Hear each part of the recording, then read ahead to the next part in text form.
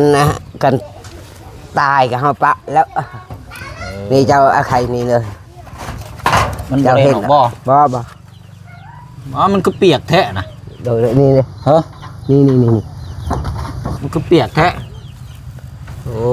นั่นบ่ โดย ตรงโตเนาะ ใช้นำกับเขา น้ำพื้นมันก็เปียกแท้นี่ โดย แม่นบ่เนาะสิเลี้ยงไก่นี่สิรอดอยู่บ่นี่คันได้หลายโตนี่สิเลี้ยงกุ้มอยู่บ่นี่สิมีแนวเกลือมันอยู่บ่นี่ โอ้ยกัน ฮะ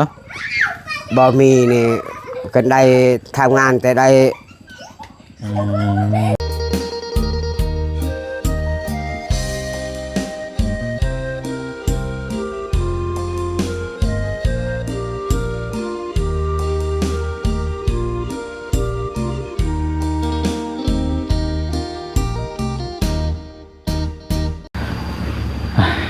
มาฮอดจอดถึงเนาะถือว่ามาต่อกันเคสของทางประตูอาเดียก่อนบัดนี้พี่น้องเนาะเคสของน้องไม้น้องทายก็ได้พูดได้คุยแจ้งเพิ่มเติมแจ้งพี่แจ้งน้องไปตามที่ทางผู้ใหญ่สมทบมาเนาะพี่น้องเนาะบัดนี้ก็มาต่อเคสของทางประตูอาเลียพี่น้องเนาะกราบทักทายสบายดีและสวัสดีพ่อแม่พี่น้องเบิดสุขุสุคนคือเก่าคือเดิมพี่น้องเนาะสภาพอากาศอยู่ทางเมืองเซโปนกายุดตกเนาะบ่เสียงเดินทางมาฮอดประมาณบ่าย3 โมงฝนหากกระเซายุดพี่น้องเนาะตอนนี้ก็ยุดตกแล้วก็แต่ว่าแดดฮ้อนเอาบัดนี้เนาะเอาพอดีนี่แหละพี่น้องเนาะทางประตูอาเดียเนาะก่อนหน้านี้บ่เสียงมาอัปเดตแล้วก็ถ่ายคลิปพอดีทางครอบครัวเราเนาะว่าอยากเลี้ยงไก่ว่าซั่นพี่น้องแต่ว่าไก่นี่บ่ฮู้ว่าได้มาหรือยังเนาะมื้อนี้ก็พอดีมีทางผู้ใหญ่ใจบุญเนาะหรือว่าทางพ่อคำลาเพิ่นฝากให้ทางผู้เชี่ยวนี่มาถามทางประตูอาเดียเนาะว่าเราสิเลี้ยงไก่แท้บ่ว่าซั่นพี่น้องเนาะถ้าว่าเลี้ยงไก่ทางพ่อกับแม่เพิ่นสิซื้อสนับสนุนให้เลี้ยงเนาะแต่ว่า1ม้านี่ต้องมีข้อแม่ได้พี่น้องเนาะต้องเฮ็ดคอกใหญ่ๆต้องเฮ็ดแบบให้ดีๆว่าซั่นเนาะนี่ก็สิไปพูดไปคุยไปแจ้งบอกเล่าก่อนเนาะพี่น้องเนาะข้อไก่แล้วก็หน้านี่โว้ยเห็ดตออยู่พี่น้องเนาะไก่เข้าไปนี่ก็สลบได้พี่น้องมันน้อยเกินโพดโมเมนต์ข้อไก่แล้วแบบนั้นเนาะเอาเดี๋ยวไปเบิ้งตัวจริงไปแจ้งไปทำบอกแล้วก่อนเนาะพี่น้องเนาะถ้าเราเห็ดได้ก็เมนว่าตามนั้นแหละพี่น้องเนาะทางพอเพิ่นจะซื้อไก่มาให้เลี้ยงเนาะพี่น้องเนาะทางประตูนั่งคือนั่งเงาเป็นยังไงนี่กินข้าวกินน้ำแล้วเราบอกเนาะคือเก้าพี่น้องเอ้ยช่วงนี้มันเงาะอารวาสข้างทางเอามันเงาะมาฝากเราก่อนแขวเราเป็นยังบ้องช้ำแบบนี้เนาะ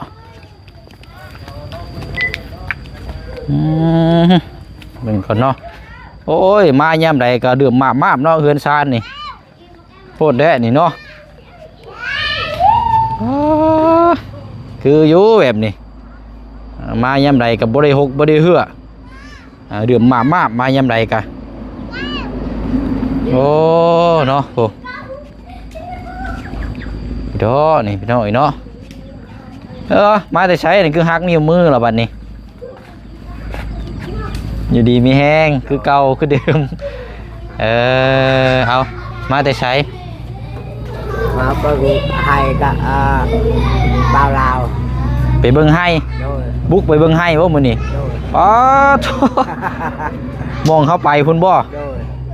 ใช้บ่าวลาวดิมันเมื่ออะไรเนาะเอาถอดเสื้ออยู่ฮะถอดเสื้อแขนยาวอยู่บ่ฮ้อนบ่ให้ก็มาแต่เบิ่งให้เนาะบ่ฮ้อนพะโลบ่ย่างนี่ย่างเลาะไปแล้วก็หาหน่อไม้ไปนำบ่ได้หาเฮ็ดหาหอนไปนำบ่ได้ไปบ่ใช่เบิ่งเอาอันนี้ก่อนหาก็มาฮอดนี่บ่เนี่ยฮอดมื้อนี้มันพำเบื่อเลยโดยโอ้ถือว่าออกกำลังกายเนาะงามอยู่บ่มันเจ้ากะงามแต่แผ่นโมไปนั่นแล้วแผ่นนี้ก็แต่งามหน่อยเดียวโดยเอาจังว่ากันอันนั้นของปลูกของพังเนาะรอแต่ปีหน้าเพื่อจังจะได้กลได้ทอนให้เป็นตัวเป็นหัวใหญ่ๆเพื่อละเนาะ ขึ้นไปกวดไปเบิกโอ้ไปบอนนี้งามเลยงามเรียบร้อยเนาะอันเดินเท่าของน้ำของในเจ้าโดยเรียบร้อยแล้วสบายบ่วันนี้โดยสบายบ่โดยบ่นะบ่ต้องเดินให้ยาบ่อยู่นี่หิวเอามาแต่ผู้จังมันจังยากมันจังอันนั้นแน่โอ้ยพอแห้งเฮาแบกเจ็บบอนนี้แบกพอแห้งบ่โดยพอแห้งเมื่อยได้บ่โดยครับเนาะเอาโอเคบัดนี้เนาะเฮือนชาติลานเป็นมายามใดก็สะอาดเนาะโดยคือแล้วแบบนี้เนาะโดยคือแล้วแบบนี้เป็นเสื้อผ้าหน้าแพ้ไว้เป็นพี่เป็นทางเนาะโดยบ่ให้มันหกมันเหื่อดีแล้วนี่ชาวโตไกมันเชื่อให้โอเคบัดนี้พอดีแล้วเฮาสิมาถามเรื่องไก่ให้แล้วโดยไล่แล้วบ่ได้ชามโตไล่2โตนี่ชอบไผซื้อให้นะคนลาวบ่าวลาวบ่บ่าวลาว2โตมีโตยังแน่บ่มีเลยแต่2โตนี่แหละตัวผู้กับตัวแม่บ่โดยใช้ใหญ่ตึบอยู่บ่ได้ใหญ่แต่ชำนี่มันสิไล่บ่ง่ายบ่ซะจักน้ำมันนะกันตายกับเฮาปะแล้วนี่เจ้าไข่นี่เลยมันบ่ได้หรอกบ่มันก็เปียกแท้นะโดยนี่เลยนี่มันก็เปียกแท้โอ้นั่นบ่โดย2ตัวเนาะใช้น้ำกับเขาน้ำพื้นมันก็เปียกแท้นี่โดยเปียกแท้เนาะกินข้าวเด็บมันจืดกินอะไรกินข้าวเด็บเนี่ยมันไม่ได้อยู่นะ2โตน่ะสิพ่ออยู่บ่ไก่น่ะ2โตน่ะสิพ่อเลี้ยงอยู่บ่ถึงเทื่อมันตายเฮ็ดจังได๋น่ะโอ้ยยังแล้วยังแล้วบ่มีเงินจากใดยังชามอัน2โตเนาะตัวแม่ตัวผู้โดยบ่อยากได้เพิ่มอีกบ่เอาอยากได้เพิ่มเลยมันบ่มีเงินชื่อเฮาก็บ่มีเงินชื่อให้ใดเอาแต่ว่าถ้าอยากได้เพิ่มนี่สิเอาอยู่บ่เอา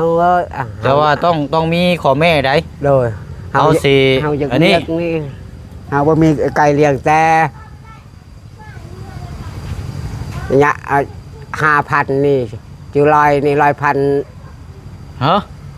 นี่ก็บ่ได้ไก่ช้ำเฮาเป็นนี่ได้นะก็เฮือนเก่าก็บ่ได้ช้ำแต่ปี2,000ก็บ่ได้ไก่แต่ปี2,000ก็บ่ได้ไก่บ่ได้ไก่อยู่นี่2,000ยังซะ2,000ชามนี่ก็บ่มี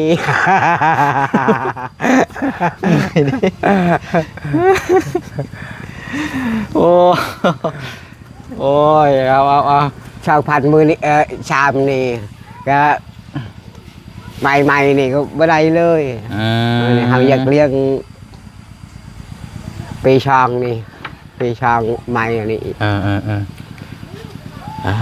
เอาวันนี้ถ้าอยากได้ไก่เพิ่มนั่น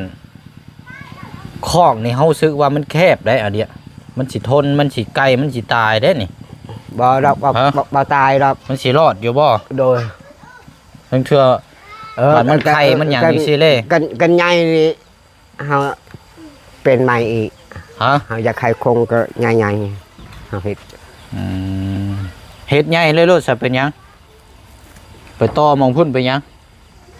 ว่าต่อนี่เฮ็ดใหญ่ๆโลดนี่เฮ็ดช้ำนี่เฮ็ดช้ำขี่ตะไคร้เจ้านี่บ่ได้บ่ช้ำนี่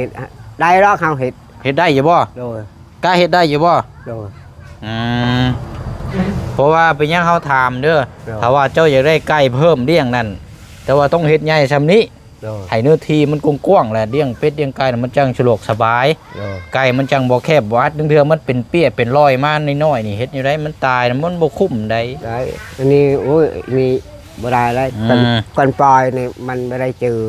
นี่เอาชามมือชีมือคันว่าเฮาปล่อยนี่หลายมื้อหลายเดือนก็แน่มันคอกใหญ่อยู่เนื้อที่มันบ่เป็นหยังอันนี้ที่ชามโตอยู่สบายมันแคบอันนี้เนาะอันนี้เจ้าอยากได้เพิ่มอยู่บ่เฮาอยากได้เพิ่มนี่เฮาอยากคันว่าอยากได้เพิ่มนั่นเจ้าเฮ็ดคอกเด้อ โดย เจ้าเฮ็ดคอกใหญ่ประมาณซ้ำนี้ก็ได้ต่อออกมานี่ เฮาเฮ็ดต่ออันนี้อีกแล้ว เฮ็ดกว้างประมาณซ้ำนี้ก็ได้อันเดียวเด้อ โดยเนาะเพราะว่านี่ทางพอเพิ่นที่ว่าเฮาซื้อเขาวมาให้มื้อนั้นเพิ่นฝากมาถามเขาว่าเจ้าสิเลี้ยงแท้เนี่ยแต่ว่าต้องเฮ็ดคอกให้ใหญ่แต่พอเพิ่นสิซื้อไก่ให้เด้อโดยเจ้าสิเฮ็ดได้อยู่บ่ ได้เฮาเฮ็ดได้ดอก มีอยู่บ่ไม้ดอกไม้หยังนะ ไม้นี่มีเฮาไปตัด ม อันนี้ก็ยังเฮาไปตัดไม้นี่ไม้ตอก อืม นี่ยังแต่กระเชกเฮาเอาแต่กระชีเก่ายังนี่ โอ้ เฮาใช้ อันนี้มันฮ้อนในเวลาฝนตกมันแดดฮ้อนมานี่ไก่ตายแล้วเด้อนี่ อันนี้ยังกันยายชำนี่ก็บ่ได้แล้ว เออ นี่ยังน้อยบีได้ชำโตก็พ่อเลี้ยง มันฮ้อนบ่ได้นี่เนาะ โดย นี่คอกไก่เราเฮ็ดตะอ้ออยู่ นี่ อันน่ะ คันตกเลยก็มันเย็น อันต่อที่ว่าอยู่ฝั่งนั้นน่ะลื้อออกแล้วเนาะ โดย เออนี่เฮ็ดยับออกมานี่ประมาณนี่ชำกับห้องครัวเจ้านี่เลี้ยงจังสบายบาดนี่ เฮาเฮ็ดแบบนี้เลยแล้วเฮาเฮ็ดเข้าไปยังเสกชี อืม เฮาเฮ็ดโชงชำนี้เลย สิมีไม้เฮ็ดอยู่บ่บาดนี่ เฮาไปตัด อันนี้พากระจาดนะเอามาเฮ็ดคอกไก่ก็ได้อะบ่ต้องไปซื้อสังกะสีมันฮ้อน เอาแอมพากระจาดนะแอมไก่ไว้หลังคานี่ก็จังหาอย่างอื่นเอาเนาะ โดยก็ในนี่ก็แบบนี้นะยังไกลไปนะ เออ นี่ ไปแล้วมันเป็นรูบ่ นี่ มันเป็นหูเด้ นี่ เจ้ามันพากระจาดเอามาตีแบบเบิ่งมันเอาตัวนั้นกั้นก็ได้กอกไก่นะเนาะ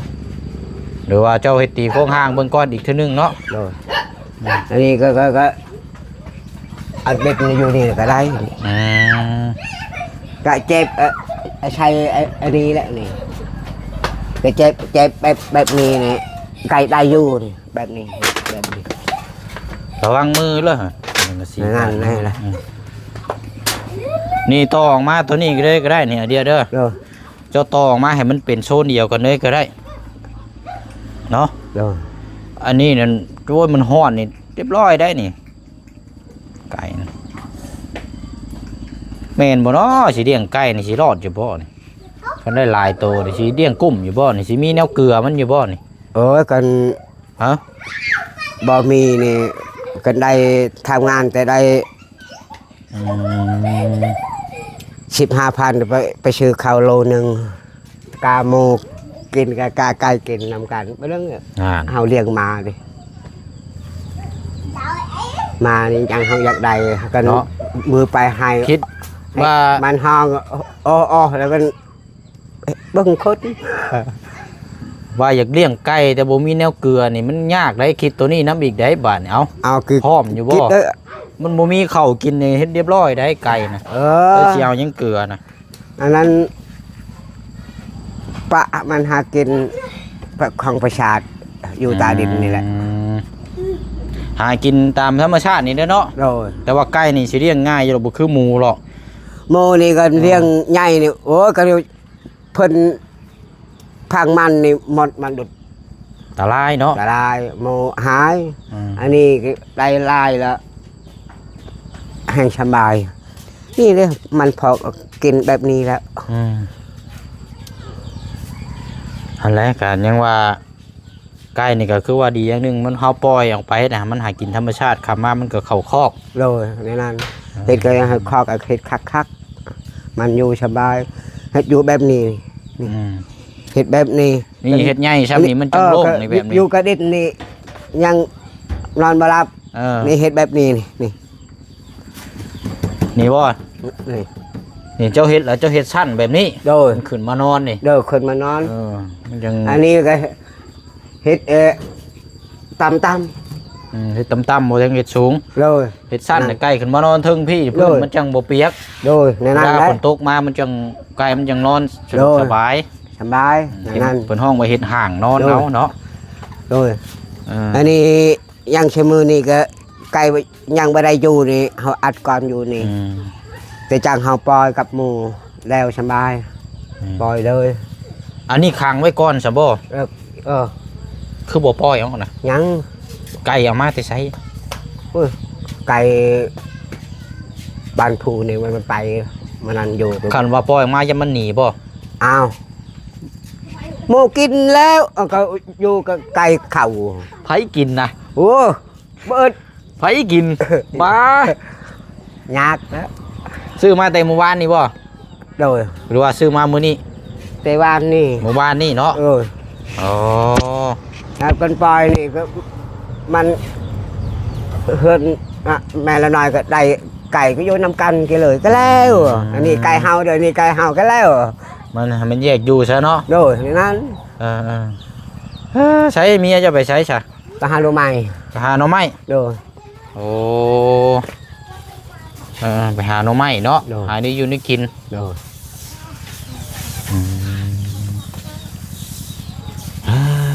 เอาตามนั่นเลยเนาะอายุหากินคันว่าอยากได้แหละเจ้าเฮ็ดเริ่มเฮ็ดเด้อข้อไก่เด้อ โดยโดย หาตัดไม้มาเด้อ โดยโดย หาตัดไม้มาแล้วก็ไปย่างมาเบิ่งผากระจาดก่อนมันได้อีบ่นี่เจ้ามาเฮ็ดขังอันนี้ไว้มันเสียหายเบิดแล้วนี่เอาไปเก็บไว้ซะเอาไปเฮ็ดกั้นเฮ็ดข้อไก่ก็ได้เด้อนี่นี่ดินทรายนะบ่ต้องพกไว้หรอกมันไปใช่หรอกดินทรายนะ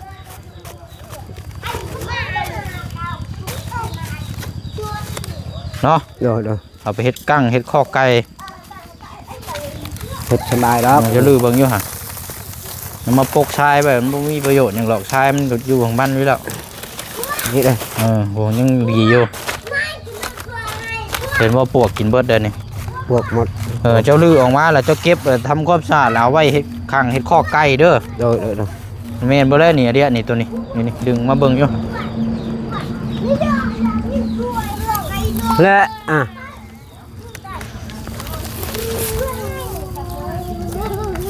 ได้บ่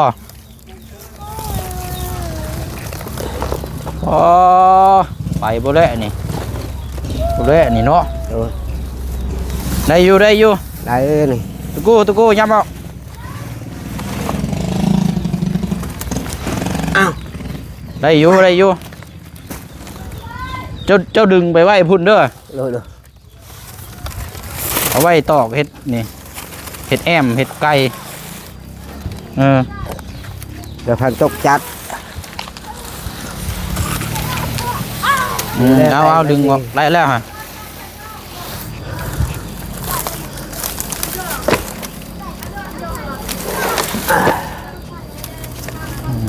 เอามาตากแดดไว้แล้วให้มันดินมันนอกแล้วเอาเวลาเห็ดเจ้าเห็ดสีโค้งห้างแล้วเจ้าเอาตัวนี้ไปตอกเนาะ โดย เขาจังบ่ต้องซื้ออย่างอื่นแล้วมันก็สิเย็นอีกมันบ่ฮ้อนคือสังกะสีแบบนั้นเด้อเนี่ยดึงมาเดียงไปรถเอาเดียนี่แต่ว่าบอกเล็กน้อยนี่อย่าให้เขาเจ้ามาเล่นทรายคันไผมาเล่นนี่จับไม้ใช่รถเด้อ โดย อย่าได้สิดอกเด้อโอ้โหนายเฒ่ามาเลยฮะโอ้มาเลยหาอยู่หากิน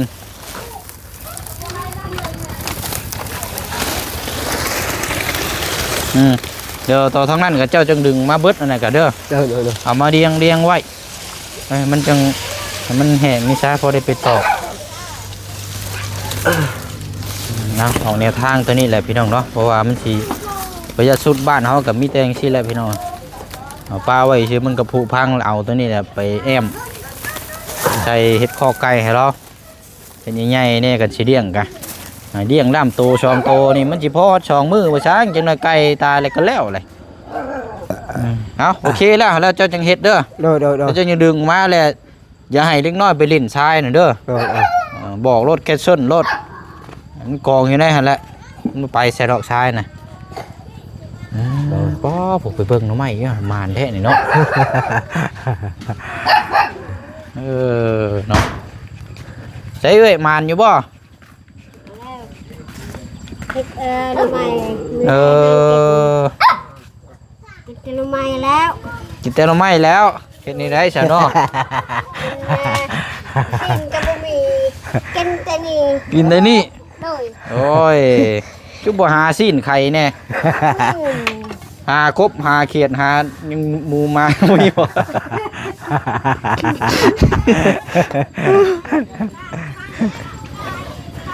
โอ้ยเนาะเอาบ่หยอกบ่หยอกมีหน่อไม้ก็กินหน่อไม้เนี่ยเนาะใครโกบ่มีแนวกินอยู่เอาอันนี้ของฝากคือเก่า ขอบใจ บักเงาะ โดย แซ่บอยู่บ่จะกินตอนนั้น อ้าวแชบนะ แซ่บอยู่เนาะ โดย เอาลองกินแบ่งกันเด้อลูกเต้าเด้อ โดยโดยโดย เอาตามนั้นเด้อเดียวเด้อคันว่ามีแต่ว่าคันว่าเจ้าอยากได้แท้มันบ่ โดย แล้วเจ้าเฮ็ดคอกต่อประมาณกว้างซำนี้เด้อ โดยโดย แล้วก็สิมาเบิ่งนํ โดยโดย คันว่าเฮ็ดใหญ่ได้ซำนี้แล้วก็ผ่ากระจาดมันก็เอาเท่านั้นแหละแอมเอา โดยโดย มีแต่เอาไปตัดไม้ตัดหยังมาเฮ็ดค่อยเฮ็ดเอาเด้อ โดยเฮ็ดแต่ชาบนี่ก็ตานี่อีกเนาะ แม่นต่อออกไปเลยบ่ต้องเฮ็ดโซนไม้นี่ เจ้าจับไม้นี่ จับไม้ตัวนี้ตอกใช้น้ำกันไปเลยก็ได้ โดยโดย เด้อมีแต่หารักหาหยังมาก็ได้ มีรักเก่ามันก็มีอยู่เทิงพุ่นเนาะ โดยโดย ไปหามาเด้อ โดย อันนี้มันแคบบ่อยู่นำมันฮ้อนในสังกะสีนี่เรียบร้อยแล้วไข่ออกมากุ๊กว่าใช้ช่อมือรถก็กินข้าวออกมาแล้วกดงอดอยู่เรียบร้อยเลยเออ นี่ยังบ่ได้ตายดอก จอบเบิ่งนี่เด้อ โดยโดยโดย เจ๊จอบเบิ่งนี่เด้อเด้อโอ้ถึงหัวเลยยังอยู่บ่ ได้ยัง ยังอยู่บ่ โดย เอาปิดไว้ให้มันดึงก่อนยังปล่อยออก เอาไว้มือปะหลังกันเนี่ย นี่ข้าวน้ำอยู่สบาย โอเคตามนั้นเด้อเดี๋ยวเขาสิมาเบิ่งนำเด้อ โดยโดยโดยขอบใจ เฮ็ดให้เฮ็ดอันน่ะข้อไก่ให้แล้วจังเดี๋ยวไก่ก็ตามมาดอกเนาะว่ามีจักโตเท่านั้นเท่านี้บ่ยากเด้อ โดยโดยโดย บ่แต่เฮาจะเลี้ยงเด้อ โดยโดย ซื้อมาเราต้องดูแลให้ดีเนาะ โดยโดย เอาเดี๋ยวเฮามาเยี่ยมยามทำข้าวใหม่เด้อเฮาสิไปหาทางน้องไม้อีกก่อนเด้อโดยเอาอยู่ดีมีแห้งเนาะ มีแห้งเจ็บไข้ โดยเอาอยู่ดีมีแห้งเลยเด้อโอ้ยเอาก็ได้เนาะเอาละมาเงาะลองชิมเบิ่งเด้อคอยกินได้แขวยังบองอยู่เป็นแขวฮักอีกเด้เอาเนาะ